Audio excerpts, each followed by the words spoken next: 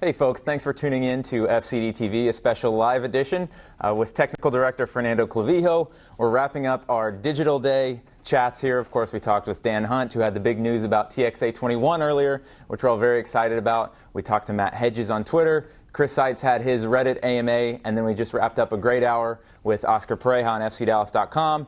We saved the best for last with technical director Fernando Clavijo. First off, Fernando, before we get to the Twitter questions, I just want to ask you, how are you feeling here as we sit on the eve of what should be a really, really exciting season? Daniel, a pleasure to be back. 12 months have gone by very quick. And we feel very comfortable right now, confidence that where we are today is better than where we were. And the team, Oscar, has been now in the preseason at a higher level for sure. So we're excited. We're excited and we're ready to start the season. Yeah, I think we all are. First question comes from Brian Price on Twitter. From what you've seen thus far in preseason, who do you feel could have the most on the club in 2015? I mean, a lot of names. It's a lot of names, and really a good question because everybody expects new players. But I think that what you're going to see a very mature Fabian Castillo, a healthy Mauro Diaz, so a blast in a role of leadership. So when you look at that, I think you're going to see a very compact team in general, a team excited every time they play. So if I have to put a concept or a name in who is going to be able to do that, I think the team, FC Dallas team, is going to raise to the occasion in a different level for sure. And you're talking about 8 or 9 starters coming back from a team that was statistically the best team in MLS in the second half of the season. I mean, that has to be exciting. It is exciting, and sometimes a little bit misleading because you see a lot of the other teams in the league signing big players and things like that. We have our big players. We have the younger. And this is pretty much a profile what FC Dallas wants to do with the academy and with the pro. So we are looking extremely excited for the season. And when you look at the younger players gaining experience more and more, and that's what I say, you're going to see a Fabian completely and more mature. You see a Mauro Diaz healthy and playing 90 minutes most of the time. So I'm excited, really excited. It's a good transition to our next question from JDuel123 on Twitter. How do you think the current FCD Youth Academy talent compares to other MLS clubs in the Youth Academy? We look at the preseason game in San Antonio this last weekend. 3 current Academy players, 16 player came into the game, Devin Vega. How are you seeing our Academy talent kind of comparing to other teams around the league? Of course, I think the question, if you ask me, I'm going to be probably pushing from one side. But the truth is, FC Dallas Academy has done well. We started first than anyone else in the country. And I think when you look at what we're trying to do, we integrate it in a way that we've never been before. I think there's 3 or 4 Academy players out at training today. Absolutely, and you see it every day. You become accustomed to see some of the younger players get an opportunity to train with the first team, and like in San Antonio, be able to play. When you look at our roster in general, compared to the other teams in MLS, we are the team that has more Academy players in a pro roster. So we are by far, in my personal opinion, the best academy in the country. We are the best coaches, and I think that sometimes you may go at times that the level of talent drop a little bit. The idea is ideal what we're trying to do, and Oscar is doing a marvelous job with some of the younger players, bringing them along little by little. Yeah, absolutely. Next question from Chris Jarvis on Twitter. We haven't seen much of Michael, the new signing. He didn't play in the game in San Antonio, but he's practiced with the team for about a week. What skill sets does he have that you're most excited about for FC Dallas this year? Team player. Sure. And then we're going to back again what we're trying to create here. I think we all know what Escobar brought in. It's excited, it's flashy, but then you go back to the real numbers, and he didn't perform according to expectations. The final product, sure. Yeah. Correct. I think you're going to see a Michael Barrios, more mature, more into the team play, combination plays. He plays extremely well. He's more of a finisher. Well, and the fitness is there too. Oh, fitness he was playing last week. Yeah. So it is 90-minute match fit right away. But it's also understanding. This is the soccer brain, I think, is into the game more than Escobar was, which still was a brilliant player. But I think Michael Barrio is going to give us more things that we ever had before. It's going to help us receive a little attention than not only concentrate on Mauro and Fabian. Yeah. I think you're going to have the defense are going to love. Yeah, pick your poison. This question's from Damon on Twitter. Who is one person who has inspired your success today more than any other? I'm sure that's a tough one to pick one, but maybe who are some of the guys who inspired you? It is, and I think for everything that is going through, that I'm going through in my life, they inspire me the most. I have to go back to my kids and my wife. Sure. They have inspired me from the moment that I decided I want to play the game. And my wife has always been when they were talking about she came somebody over when who you were really with you. When I started, when I was 16 years old, she was my neighbor. We married for 38 years, so she's been an inspiration. And my kids, from 32 years, the oldest one, Jonathan, to Nico with 26, they've been there for me always. And I never want to do anything that it doesn't inspire them. So they definitely, I had to name them. Yeah, great question. Another really good question from Charlie Helms on Twitter. What are the top 3 things you're looking for when scouting? I know you spent, feels like the whole offseason in South America, all over the place. One person asked, wanted to mention that they love when you check in on Facebook in different countries. When you're scouting, what are the top 3 things you're looking for? First of all, a quality human being. Of course, talent is always one of the things that you try to look at players. Can that play? But one of the things it is, for me, it calls my attention the most is that absolutely see talent and I transfer to MLS. Sure. Because it could be a really good player in a specific country, but it doesn't fit what are we trying to do in FC Dallas or our league. Yeah. Our league is very demanding. Not everybody can play. It is a league that demands not only on the field, but off the field. So it's a combination of things, but I think the key for me is, yes, it is a good play. Yes, can I play in MLS? And I think those things go hand to hand. It's interesting because you talk about, one name that springs to mind for me as a longtime FC Dallas follower was Duilio Divino. He came in as a center back here, expected to really marshal the back line. It didn't really come off so well. He went back to Mexico and started for a team that won the championship 2 years in a row. How, kind of, to follow up on the last one then, how does that kind of happen? Well, again, good players are good players everywhere in the world, but our leagues are different. What it fits in Colombia may not fit in Uruguay. Sure. What it fits in MLS may not fit in Spain. And it goes. I think knowledge, experience, what really our league is all about. You know, I think it plays a big part of the decision that you make with the players. Yeah. Specifically, you have a player there, the national team, many players. Gallardo came from River Plate, killing it in Brazil, coming to MLS and really having issues to get a ball. Yeah. So it doesn't mean that they are not good players now. Absolutely not. It doesn't fit our league properly, and that's what I always try to look for. Sure.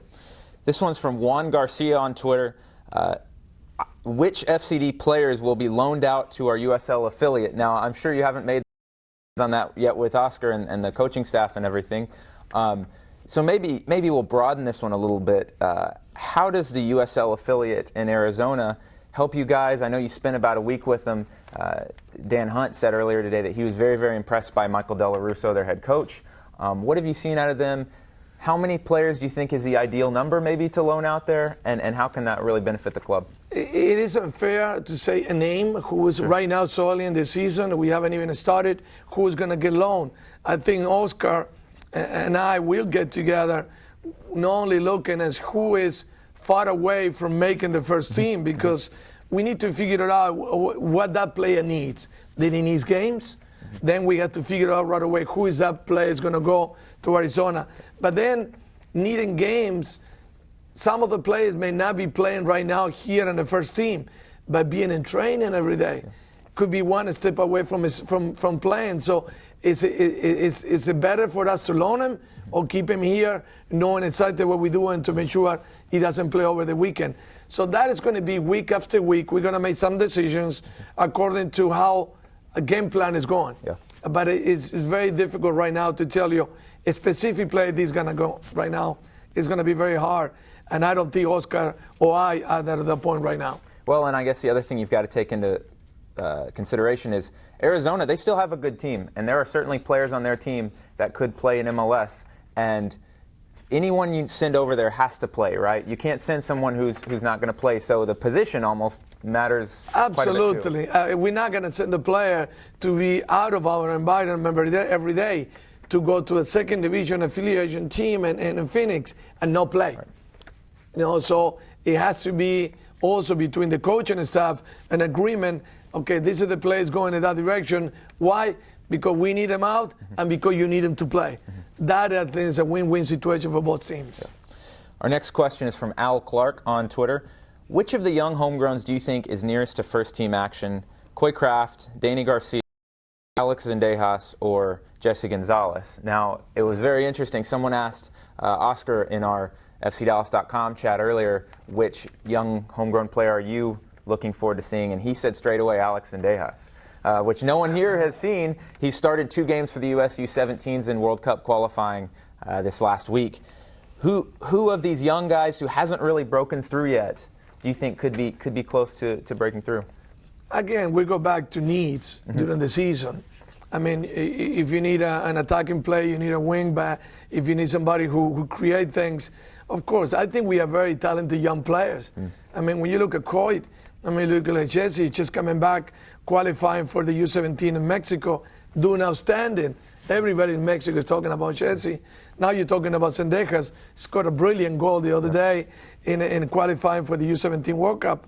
So I don't want to be really unfair. I think it is a need for some of those players in a specific time of our season.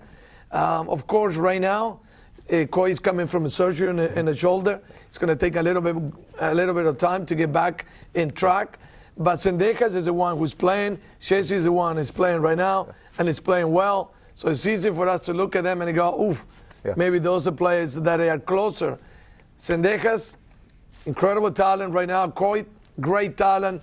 The same thing we get with Danny and Jesse. I think it's been proven at the international level they can play.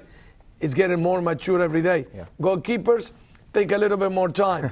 But if I go specific names, the one is playing every day. Right now at the international level, and he's doing well and he's scoring. Zendejas for sure. Yep. From Chris Jones on Twitter, what area of FC Dallas do you feel is the strongest? What area is the weakest? And how can FC Dallas become a perennial MLS Cup contender? I mean, that's kind of a loaded question, but maybe what are the things FC Dallas, they took such a great first step in 2014 with Oscar Pereja, getting back into the play, setting some records. That second step, though, is to get into the next tier, the top 3 teams in the league. What do you think the team needs to do to get there? Keep ourselves healthy, number one. We have introduced someone at the fitness level that is helping us to do that. We depart from some veteran players. We need to bring some of the veteran players and areas of need. If it is true that we have Victor growing at an incredible pace, somebody who never played a game for until 2014 before, he's done tremendously well for us. But when you look at it, we went in different directions, and a box-to-box is kind of midfield is the one that we're looking at. We're trying to find there who command the midfield. Mauro healthy is going to be definitely helping us in that situation offensively. But I think that we need to maybe look a little bit really into what is needed to win balls in the midfield to be a contender. But even then, right now, I believe we're going to make everybody very nervous. I think that we have a team that explode and counterattack extremely well. We're very difficult to mark. Yeah. And we have leadership in the back from Chris side to the front to Blas Perez. So I think we are in a very unique situation right now to keep growing, and we are pretty close to nail everything down, and hopefully we can do it soon. We've got an interesting question from Eric Kowalski on Twitter. He says, we live in an area, and he's not referring to Dallas. I think he lived in Nebraska or something like that. Wow. We live in an area where soccer isn't as popular. What age would you recommend starting a child playing in the game, and what are some of the basics that are very important to teach those kids? Eric Kowalski, I do not know, Eric, if you're the son of a former coach ISL and an assistant coach of the national team. If you are, good, you call and let us know. I think that, first of all, you need to love the game. Number one, I think that we are so, at youth level, much into results and winning, that the kids don't enjoy the game anymore. I think the game needs to be played from the beginning at 7 or 8 years old. That's how I started, more for fun. That I ever thought was going to be a pro now, not even came across my mind until certain age. But the beginning from 8 to 10 to 11, teaching the basics, technically aware, making watch games, and little by little things will happen. But at the younger age, let them enjoy the game. This is a beautiful game that everybody should have fun playing it. You should not be forced into it. Great answer. Another good question from Nick Brabham on Twitter. You've been around the league since the beginning. 20 years, kind of crazy to think about now. We're entering our 20th year. What do you think is the most important change in MLS over the last 20 years? Wow. It's been a lot of changes, 20 years. It seems incredible how quick and how big the league has got in the last 20 years. It is amazing. But I think the biggest, for me, in my job, that I didn't play in the league, but I coached the league, I've been a technical director.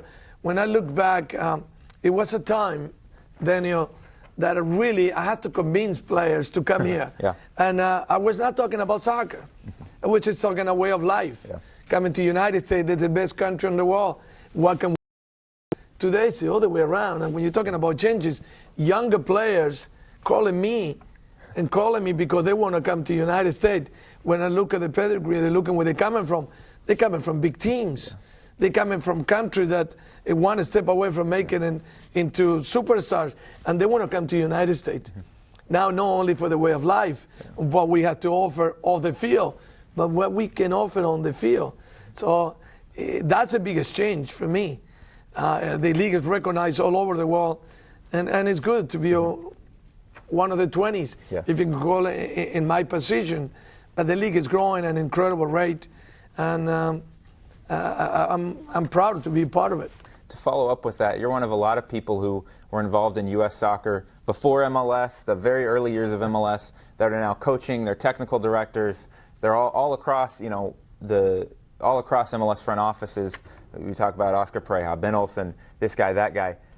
How nice is it to see MLS veterans, guys, moving into those next roles in the league, taking that next step? Absolutely. I said all along, this is the league of soccer for soccer people. And we need to have, we were not prepared at the beginning. There was not the direction it was going, but you can see now former players moving into the assistant coaches, former players like Bocanegra right now, they was named as a technical director in a time. So you see those kind of trends happen, and the right one, the right one, part of the league, you being a part of soccer in the United States, now you're moving in the technical area.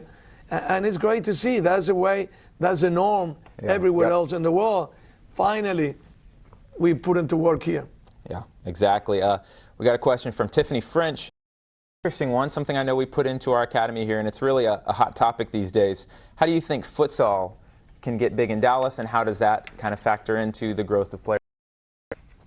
I don't even know if you know that, but I have to mention that the U.S. national team, soccer team, futsal, and outdoor, the highest they ever gone is a silver medal and I play futsal. So I It's lost. near and dear to your heart. We played, we lost the final in Hong Kong 92 against. So that's the highest the national team has gone. Yeah. So it is a great game. It's a great game. It's a great opportunity for the kids to keep working and development and passing and technique. As a standalone league, I do not know. I've been a part of indoor soccer for probably the longest in this country, almost, which was also an incredible game, which is very close to my heart. Futsal is more technical, teach more some of the kids to play or get more skills. I do not know alone as a team, and that's an honest, true answer, by the way. Sure. Last question. You've already kind of answered it a little bit, but from Mohammed Bushnak on Twitter, what is the most pressing need for a signing for this team right now? Is it a box-to-box central midfielder, or do you see elsewhere? Kind of already answered this one, but we'll tackle it again. I think we answered that, and I go back to one of the things, what position we depart from in some of the players that we didn't either exercise contract or we didn't resign last year. And you see the midfield a little bit weak, not weak because of players, because of numbers. Mm-hmm. So it's a box-to-box play where we're looking for absolutely. It's one of the areas. Georgian, Hugo, a lot of teams in the back that he didn't clear. So we are a little bit, Javon Watson that he hasn't signed. So we are a little bit weak in the back.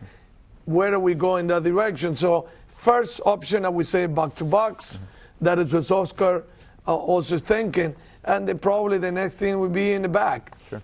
Central, and maybe right. Well, the team is close to finished product. I think we're pretty things are here as we sit 4 days away from the regular season. Always looking to improve, though, I'm sure. And I guess that's all we got for today, Fernando. Extremely happy, Daniel. And I have to bring it up because in the off-season it's been a pretty quiet one for us, you can say. And I know the fans is always looking. Somebody was asking me about whether in Facebook, all the different countries that I go. Finally, I learned where to locations to lock them out, so people don't know what country I'm scouting. Sometimes it's bad, but I want to make sure that I turn it on again. You can follow me. But it's been a treat, and it's been great. I think the needs of the team are less than most of the teams in the league. We haven't signed players because of desperation. We signed players because it wasn't our plan. Mm-hmm. Sometimes it takes a little bit longer than others, and we compete with the rest of the world and the transfer window. And this is something that everybody wanted. Not many people understood. Mm-hmm. Now you're competing with everybody else. And then we want to make sure that who we bring here is exactly the profile we're looking to have. And that is not simple. No. But Oscar has done a great job putting the guys in the field, getting motivated to play, and not only that, being attracted to defend and winning games. A very difficult thing to put together, and Oscar has done a great job. Records or tied or set last year in home wins, goals scored, points. Hold on in 2015. We're just 4 days away from the season starting. We can't wait to see you guys out here on Saturday night as we host the San Jose Earthquakes. The game's at 7:30. If you don't have your tickets yet, you want to get those. And we will see you Saturday night. Thanks to everyone who participated in our Digital Day chats. And again, we'll just see you out here on Saturday night. Season opener.